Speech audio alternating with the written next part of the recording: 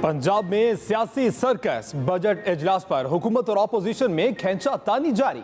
हुकूमत और अपोजिशन ने अपना अपना इजलास बुला लिया। गवर्नर पंजाब की जानिब से बुलाया गया बजट इजलास आज 2 बजे ऐवान इकबाल में होगा। स्पीकर परवेज इलाही ने आज इजलास दोपहर 1 बजे तक मुलतवी किया था। पंजाब असम्बली में ड्यूटी दें या ऐवान इकबाल में, असम्बली स्टाफ के लिए भी मुश्किल। गुज़िश्ता रोज पंजाब असम्बली का इजलास एक बार फिर 8 घंटे 41 मिनट ताखीर का शिकार हुआ। हुकूमत फिर अताउल्ला तारड़ को ऐवान में लाई, जिस पर स्पीकर ने इजलास मुलतवी कर दिया था।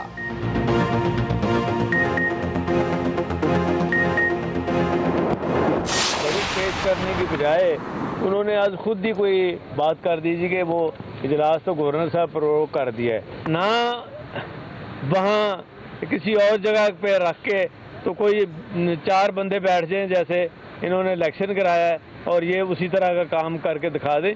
ये नहीं हो सकता, ये गैर कानूनी है और ये मजाक है। असेंबली की इमारत होने के होते हुए किसी दूसरी जगह को असेंबली डिक्लेयर नहीं किया जा सकता। किसी और जगह असेंबली का इजलास हो ही नहीं सकता। स्पीकर पंजाब असेंबली चौधरी परवेज इलाही की मीडिया से गुफ्तगू, कहा ऐवान इकबाल में बुलाया गया इजलास गैर कानूनी है। इजलास बुलाने का एक तरीकाकार है। स्पीकर के होते हुए डिप्टी स्पीकर इजलास की सदारत नहीं कर सकता। अगर इजलास बुलाना है तो गवर्नर सेक्रेटरी को लिखे। कानून के मुताबिक इजलास जारी था। 3 बार अवैस लगारी को बजट पेश करने की दावत दी। किसी और जगह इजलास में 4 बंदे बिठाना मजाक है। राजा बशारत ने कहा असेंबली की इमारत होते हुए कोई दूसरी इमारत असेंबली डिक्लेयर नहीं हो सकती। अगर गवर्नर गैर कानूनी काम करना चाहता है तो बदकिस्मती है। जनाब स्पीकर, मैं आपकी बड़ी इज्जत करता हूँ और शुक्रिया, आपने 2 दिनों के बाद मुझे जी मौका दिया, लेकिन बदकिस्मती से इस वक्त जो हमारी जितनी भी प्रोसीडिंग्स हो रही हैं ये कानून के मुताबिक नहीं है और इजलास प्रोरोग हो चुका है और ये एक पब्लिक इंफॉर्मेशन है। आज हर हाल में बजट पेश करेंगे। सूबाई वजीर अवैस लगारी भी डट गए, कहा हमारे ऊपर बेजा तनकीद की गई। स्पीकर ने वजीर आला को अंदर बुलवाया और फिर आईजी और चीफ सेक्रेटरी को बुलाने का कह दिया। अवाम का इस्तेहकाक मजरू हुआ, अरकान का पूरा दिन जाया किया गया, इंतजार करवाया। स्पीकर ने असेंबली की बिल्डिंग अपने कब्जे में ली हुई है। अताउल्ला तारड़ बोले, मैंने सूबाई वजीर का हल्फ उठाया है। 6 माह तक असेंबली इजलास में शिरकत की इजाजत मिलती है।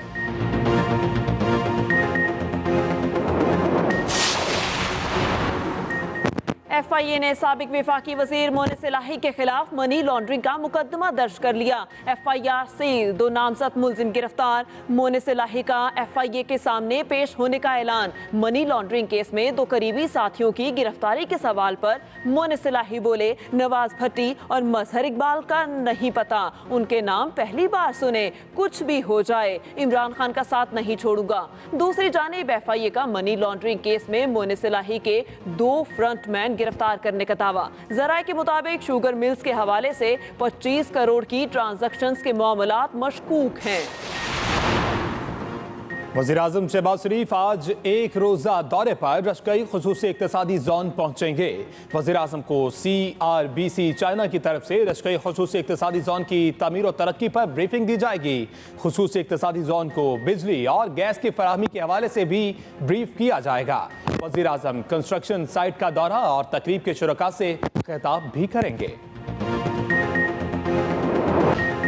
डॉलर का नई बुलंदियों का सफर जारी। इंटरबैंक मार्केट में डॉलर 206 रुपये से भी महंगा, 1 रुपया 42 पैसे इजाफे से 206 रुपये 58 पैसे का हो गया।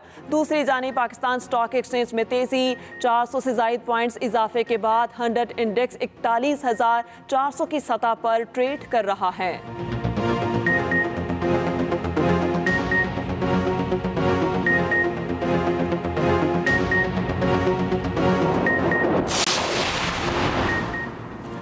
रोटी की कीमत बढ़ाएं या आटा सस्ता करें, पेशावर में नानबाई तंजीमों की कॉल पर शटर डाउन हड़ताल। शहर भर में 2600 शायद तंदूर बंद। तंजीमों के दोनों ग्रुप्स की कॉल पर university town, Hayatabad, ring road, किस्सा खानी, सदर बाजार में कोई तंदूर नहीं खोला गया। जनरल सेक्रेटरी नानबाई एसोसिएशन रहमानुल्लाह साफी कहते हैं 120 ग्राम रोटी की कीमत 20 रुपये मुकर्रर की जाए। मजीद नुकसान बर्दाश्त नहीं कर सकते। मुतालबात पूरे होने तक तंदूर बंद रहेंगे।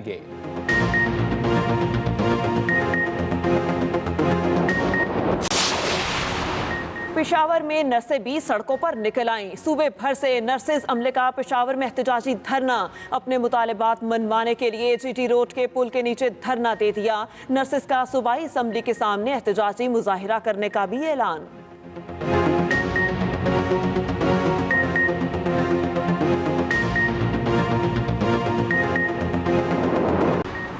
चीफ इलेक्शन कमिश्नर पंजाब के 20 हलकों में ज़िमनी इंतखाब के लिए मुतहर्रिक डिस्ट्रिक्ट रिटर्निंग अफसरान और मॉनिटरिंग अफसरान से टेलीफोनिक रब्ता। कहा किसी किस्म का दबाव खातिर में लाए बगैर ज़िमनी इलेक्शन को साफ व शफाफ और गैर जानिबदाराना बनाने की हर मुमकिन कोशिश करेंगे। डिस्ट्रिक्ट मॉनिटरिंग ऑफिसर्स को ज़ाब्ता अखलाक की खिलाफ वर्जी पर फौरी एक्शन का हुक्म भी दिया। कहा इलेक्शन और पोलिंग के अमल में रुकावट डालने वाले अनासिर के खिलाफ बिला इम्तियाज कानूनी कार्रवाई की जाए।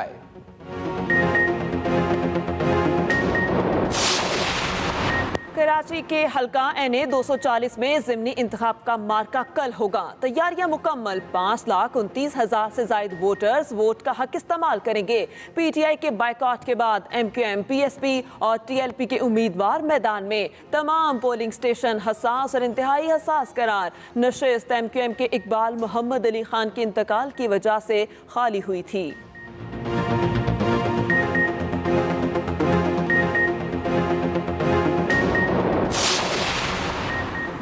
शहबाज शरीफ और हमजा शहबाज के खिलाफ एहतसाब अदालत में मनी लॉन्ड्रिंग रेफरेंस की समाअत। शहबाज शरीफ और हमजा शहबाज की एक रोजा हाजिरी माफी की दरख्वास्त मंजूर कर ली गई।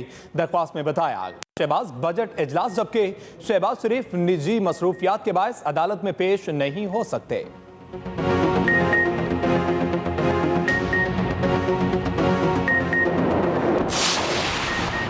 मूसलाधार बारिशों की पेशगोई। लाहौर और रावलपिंडी में अर्बन फ्लडिंग का खदशा। मुतालिका इदारों को एडवाइजरी जारी। महकमा मौसमियात की आज शाम से मजीद प्री मानसून बारिशों की पेशगोई। आज़ाद कश्मीर, गिलगित बल्तिस्तान में बारिशों और आंधी का इम्कान। कल से इस्लामाबाद, रावलपिंडी, सियालकोट, लाहौर और फैसलाबाद समेत मुख्तलिफ शहरों में तेज हवाओं के साथ मूसलाधार बारिशों की पेशगोई। 16 और 17 जून को लाहौर और रावलपिंडी में अर्बन फ्लडिंग का खदशा भी जाहिर कर दिया।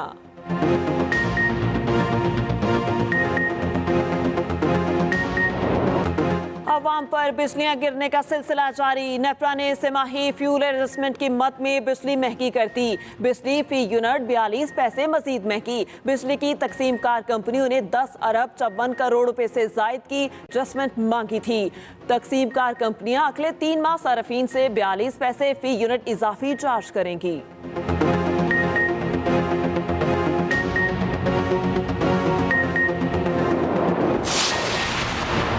पिछली हुकूमत के खिलाफ कोई बैरूनी साजिश नहीं हुई। तर्जुमान पाक फौज ने वाज़ेह कर दिया। कौमी सलामती कमेटी के इजलास में बताया गया साजिश के कोई सबूत नहीं मिले।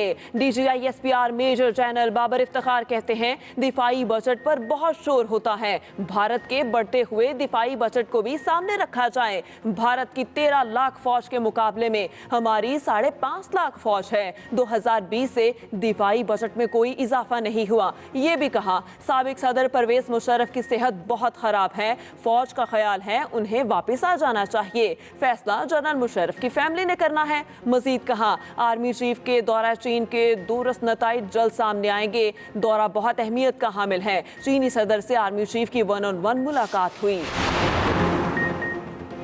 परवेज मुशर्रफ वतन वापस आना चाहें तो हुकूमत सहूलत फराहम करे। कायद मुस्लिम लीग नून नवाज शरीफ कहते हैं परवेज मुशर्रफ से कोई जाती दुश्मनी नहीं चाहता। जो सदमे प्यारों से मुतालिक मुझे सहने पड़े वो कोई और भी सहे। परवेज मुशर्रफ की सेहत के लिए दुआ गो हूँ।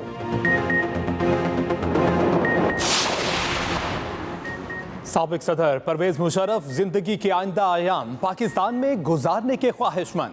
फौरी वतन वापसी चाहते हैं। ख्वाहिश के बाद करीबी रफ़का मुतहर्रिक।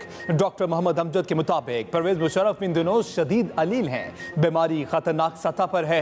अहल खाना साबिक सदर मुशर्रफ की वापसी के लिए फौरी इक़दाम के मुंतज़िर है। गवर्नर पंजाब से पाकिस्तान में तैनात बरतानवी हाई कमिश्नर की मुलाकात। तालीम और तिजारत के शोबे में ताल्लुकात को मजीद वुसअत देने पर गौर। गवर्नर बलीगुर रहमान ने कहा, बरतानिया तालीम के शोबे की तरक्की में पाकिस्तान का अहम पार्टनर है।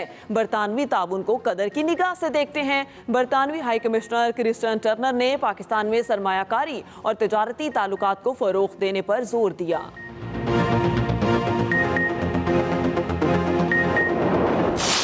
फोर्थ ऑफ द असेंबली कम से कम 75% लोग इस बजट से खुश हैं और इसके फेवर में वोट करेंगे, तो अपना टाइम आएगा तो वोट करके बजट पास हो जाएगा। मुझे समझ नहीं आती कि ये क्या चाह रहे थे ये सारा हंगामा करके। उनको इस सूबे सी के लोगों से कोई इंटरेस्ट, उनका जो बौखलाया हुआ खौफजदा लीडर जो पता नहीं क्या बोलता है, कभी सुबह एक चीज बोलता है, दोपहर दूसरी चीज बोलता है, रात को दूसरी चीज बोलता है, उनको सिर्फ उसकी परवाह है। गुज़िश्ता साल की तरह इस साल भी कोई नया टैक्स नहीं लगा रहे। सिंध के बजट में रिकॉर्ड तरक्याती स्कीमें रखी गई। वज़ीर आला मुराद अली शाह की पोस्ट बजट न्यूज़ कॉन्फ्रेंस। कहा, हमारी हुकूमत IT में तरक्की के लिए छोटी सनतों का टैक्स 13% से कम करके 3% कर रहे हैं। नया टैक्स लगाने के बजाय रिलीफ देने पर तवज्जो है।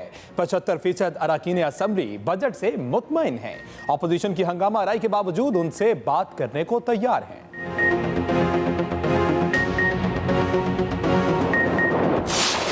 पिछले 30 सालों में जो दो खानदानों ने इसके ऊपर हुकूमत की है, जो अब इकट्ठे हो गए हैं, पहले एक दूसरे के खिलाफ लड़ते थे, एक दूसरे को चोर कहते थे, आज वो सारे चोर इकट्ठे हो गए हैं। इनको अमेरिका ने हमारे ऊपर मुसल्लत किया है। जिधर इनका पैसा है उधर इनके कंट्रोल पड़े हैं, उधर इनकी डोरियां पड़ी हुई हैं। जो वो कहेंगे ये करेंगे। अब मेरे साथ जब मैं कॉल दूंगा उस पर भी निकल रहे हैं और इनके ऊपर इन सब पे प्रेशर रखना है, इसलिए कि इनको इस मुल्क की अवाम की कोई फिक्र नहीं है। इनको फिक्र वो है जो अमेरिका हुक्म करता है। अमेरिका जो कहेगा ये करेंगे। इम्पोर्टेड हुकूमत को गरीब तबके की नहीं अमरीका की फिक्र है। चेयरमैन PTI इमरान खान की हुकूमत पर फिर वार। कहा, बैरूनी साजिशों के जरिए हमारी हुकूमत गिरा दी गई। जब कॉल दूं तो आवाम बाहर निकले। इम्पोर्टेड हुकूमत पर दबाव बढ़ाना है। उन्हें आवाम की कोई फिक्र नहीं। अमरीका जो हुक्म देगा वही मौजूदा हुकूमत करेगी। मजदूर तबके से खिताब में यह भी कहा, हुकूमत जब 60 रुपए लीटर पेट्रोल बढ़ा रही थी, भारत में पेट्रोल 25 रुपए कम हो रहा था। हम रूस से सस्ता पेट्रोल खरीदने का मुआहिदा कर रहे थे। बाबर अवान से मुलाकात में इमरान कहा, इलेक्शन कमीशन एक मखसूस पार्टी का विंग बनने से बाज रहे। मुल्क की सबसे बड़ी जमहूरी पार्टी को इलेक्शन कमीशन पर एतमाद नहीं।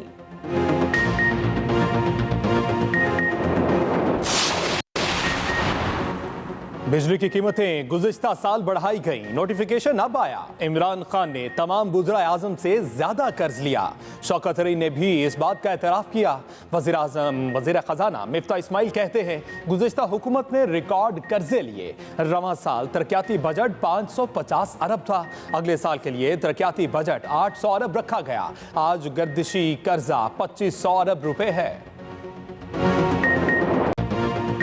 आगाज में बात करें पंजाब में बजट इजलास पर हुकूमत और ऑपोजिशन में खींचातानी जारी। दोनों ने अपना अपना इजलास बुला लिया। गवर्नर पंजाब की जानिब से बुलाया गया बजट इजलास आज दोपहर 2 बजे ऐवान इकबाल में होगा। गवर्नर पंजाब की जानिब से बुलाया गया बजट इजलास आज 2 बजे ऐवान इकबाल में होगा। स्पीकर परवेज इलाही ने इजलास आज दोपहर 1 बजे तक मुलतवी किया है। अहम खबर है, पंजाब असम्बली में ये इजलास की कहानी है और ड्यूटी देंगे या पंजाब असम्बली में ड्यूटी देंगे या ऐवान इकबाल में। और जो ये सिक्योरिटी स्टाफ है उनको भी मुश्किल पेश आ रही है। असम्बली स्टाफ भी मुश्किल में पड़ गया। गवर्नर पंजाब की जानिब से बुलाया गया बजट इजलास आज 2 बजे ऐवान इकबाल में होगा। स्पीकर परवेज इलाही ने इजलास आज दोपहर 1 बजे तक मुलतवी किया था। पंजाब में बजट इजलास पर हुकूमत और अपोजिशन में खींचातानी जारी है। दोनों ने अपना अपना इजलास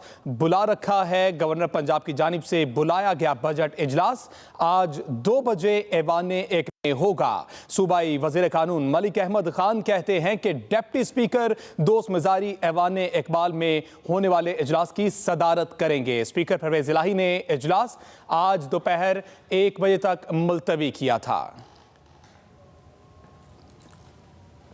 इसी पर बात करते हैं, हमारे नुमाइंदगान हमारे साथ मौजूद हैं, नदीम चौधरी और मियां असलम।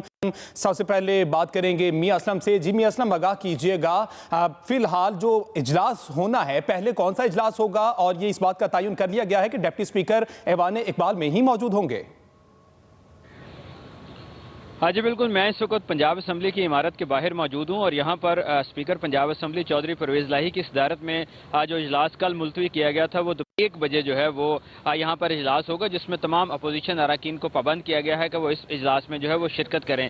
दूसरी जानिब जो ऐवान इकबाल में इजलास है, सरदार दोस्त मोहम्मद मज़ारी जो डिप्टी स्पीकर हैं वो इस वक्त इस्लामाबाद में मौजूद हैं और वो खुसूसी तैयारी के जरिए लाहौर पहुँच रहे हैं, जहाँ वो ऐवान इकबाल में इजलास की सदारत करेंगे। अगर पंजाब असम्बली के इजलास की बात की जाए तो दोनों जानिब से जो दो मुख्तलिफ इजलास हैं उनको एक करने के हवाले से भी कोशिशें जो हैं वो शुरू हो चुकी हैं और दोनों जानिब से जो है वो मुज़ाकरात की बात भी की जा रही है और गालिब इम्कान यही है कि आइंदा 1 से 1.5 घंटे के बाद जो है वो एक 2 फरीकैन दोनों जानिब से जो है मिल बैठकर कोई दरमियानी रास्ता निकालने की कोशिश करेंगे, ताकि दोनों के लिए जो एम्बेरसमेंट है कि एक वक्त में 2 इजलास मुनक्किद हो रहे हैं, अरकान को नहीं समझ आ रही कि वो किस इजलास में जाएँ, पंजाब असम्बली का स्टाफ जो है उनको समझ नहीं आ रही कि वो किस इजलास में जाएँ। पंजाब असम्बली से भी एक सर्कुलर जारी किया गया है जिसमें कहा गया है कि तमाम असम्बली के अफसरान और मुलाजमीन जो हैं वो स्पीकर पंजाब असम्बली की सदारत में होने वाले इजलास में शिरकत करेंगे। तो गोया जो ऐवान इकबाल में इजलास होगा उसमें जो है वो सेक्रेटरी असम्बली कौन होगा, डीजी कौन होगा, रिकॉर्ड कौन मेंटेन करेगा, रूल्स एंड प्रोसीजर कौन बताएगा,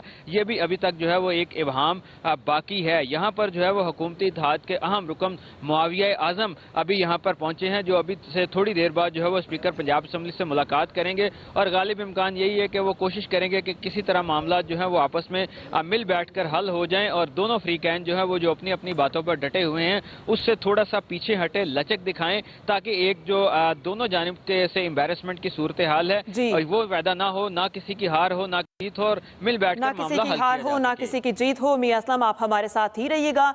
ऐवान इकबाल के बाहर मौजूद है नदीम चौधरी। जी नदीम, बताइएगा यहाँ की सूरत हाल क्या है इजलास के हवाले से, और जो स्टाफ है असम्बली का वो कहाँ पर मौजूद है?